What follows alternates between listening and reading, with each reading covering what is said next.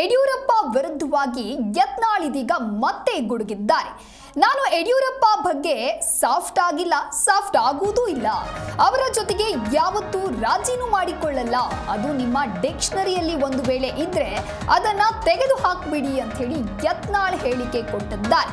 BS Yediyurappa ಹಿಡಿತದಿಂದ BJP ಮುಕ್ತವಾದ್ರೆ ಮಾತ್ರ ಭವಿಷ್ಯ ಇರೋದು ಬಿಜೆಪಿಗೆ ಅನ್ನೋದಾಗಿ ಮತ್ತೆ ಇಲ್ಲಿ ಬಿಎಸ್ ಯಡಿಯೂರಪ್ಪ ವಿರುದ್ಧವಾಗಿ ಯತ್ನಾಳ್ ಕಿಡಿಕಾರಿದ್ದಾರೆ ಅನ್ನೋದು ಗೊತ್ತಾಗ್ತಾ ಇದೆ. ಬಿಎಸ್ ಯಡಿಯೂರಪ್ಪ ಅವರ ಜೊತೆಗೆ ಯಾವತ್ತೂ ತಾನು ರಾಜಿಯನ್ನ ಮಾಡಿಕೊಳ್ಳೋದಕ್ಕೆ ಮುಂದಾಗೋದಿಲ್ಲ. ಯಡಿಯೂರಪ್ಪ ಬಗ್ಗೆ ಸಾಫ್ಟ್ ಆಗಿಲ್ಲ, ಸಾಫ್ಟ್ ಆಗುವುದೂ ಇಲ್ಲ ಅನ್ನೋದಾಗಿ ಯತ್ನಾಳ್ ಮತ್ತೆ ಸಿಡಿದೆದ್ದಿದ್ದಾರೆ.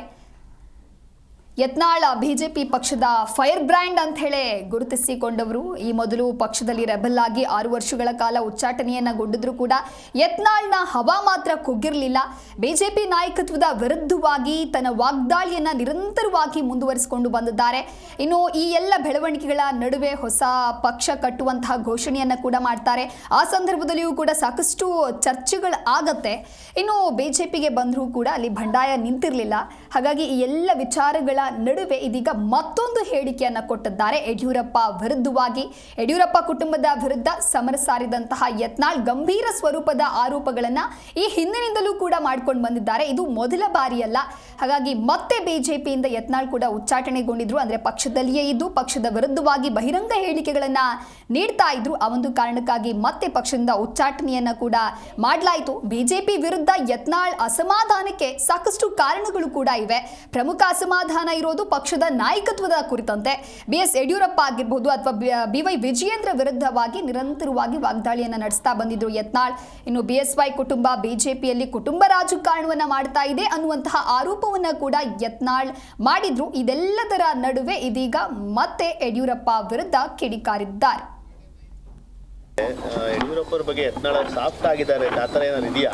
ವಿರುದ್ಧ ಮಾತಾಡಲ್ಲ ಅಂತ ನೋಡ್ರಿ. ಆ ಸಾಫ್ಟ್ ಆಗೀನಿ, ನಾವು ಹೋಗಿ ಅವ್ರು ರಾಜಿ ಆಗೀನಿ, ನಿಮ್ಮ ಡಿಕ್ಷನರಿ ಒಳಗಿದ್ದರೆ ತೆಗೆದುಬಿಡಿ. ಸಾಫ್ಟು ಆಗೋದಿಲ್ಲ, ಅವ್ರ ಜೊತೆ ರಾಜಿನೂ ಆಗೋದಿಲ್ಲ. ಅವ್ರೇನು ಬಿ ಜೆ ಪಿಗೆ ತಗೋಲಿಲ್ಲ ಅಂದರೂ ಪರವಾಗಿಲ್ಲ. ಬಿ ಜೆ ಪಿಗೆ ಅವ್ರು ತಗೋಲಿಲ್ಲ, ಅವ್ರ ಅಪ್ಪ ಮಗ ಕೂಡಿ ಅಂದ್ರೆ ನಾನೇನು ಯಡಿಯೂರಪ್ಪಗೆ ಏನಾರು ಹೋಗಿ ಬಿ ಜೆ ಪಿ ಹೈಕಮಾಂಡು ಕ್ಷಮೆ ಬೇಡಬೇಕಂತ ಯತ್ನಾಳ್ ಹೇಳಿದ್ರೆ ನಾನು ಕೇಳುವುದಿಲ್ಲ. ಬಿ ಜೆ ಪಿಗೆ ಹಿಂದುತ್ವ ಬೇಕಾಗಿದ್ದರೆ, ಬಿ ಜೆ ಪಿಗೆ ಹೊಸ ಭವಿಷ್ಯ ಬೇಕಾಗಿದ್ದರೆ ಯಡಿಯೂರಪ್ಪ ಕುಟುಂಬದಿಂದ ಮುಕ್ತ ಆದರೆ ಬಿ ಜೆ ಪಿಗೆ ಭವಿಷ್ಯ ಇದೆ.